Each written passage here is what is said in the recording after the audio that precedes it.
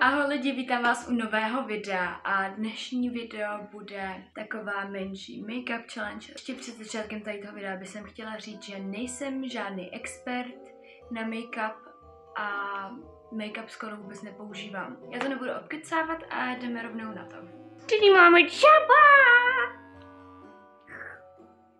Čaba. Au! Jako první začnu s touto podkladovou bázou. Mám ji od značky Essence.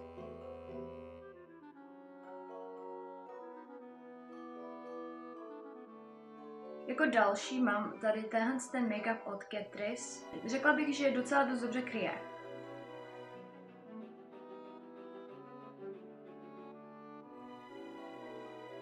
Jako další používám ten korektor od značky Essence.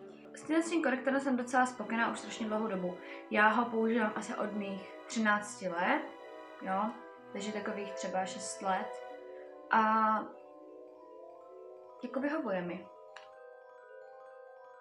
Teď používám tady ten pudr od Sakary, což je izraelská značka a mám ho asi přes rok.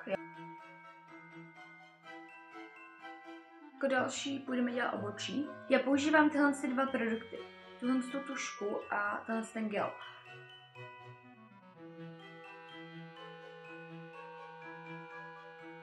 Já používám tuhle paletku od Catrice.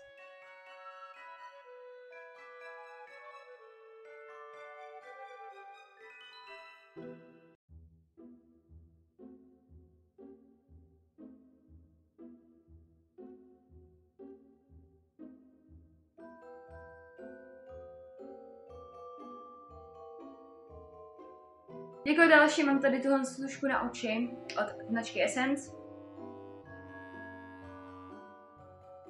Teď použiju tyhle kleštičky na řasy, aby jsem se natočila trošku řasy a tuhle řasenku od značky Essence.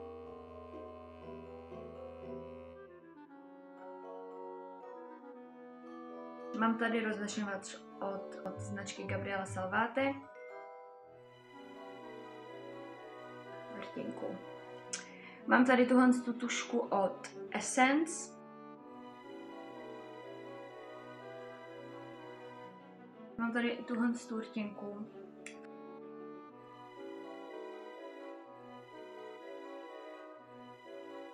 Takhle teda vypadá nějak můj vánoční make-up. Já už jsem teda u konce tohoto dnešního videa. Samozřejmě pokud se vám video líbilo, dejte like, popřípadě odběr. Můžete mě podpořit komentářem, nezapomeňte mě sledovat na mých sociálních sítích, který máte jako vždycky dole v popisku videa, anebo vám vyskočili někde tady v průběhu videa. Já se pro dnešek s váma loučím a mějte se krásně a my se uvidíme u dnu číslo 6. Bye!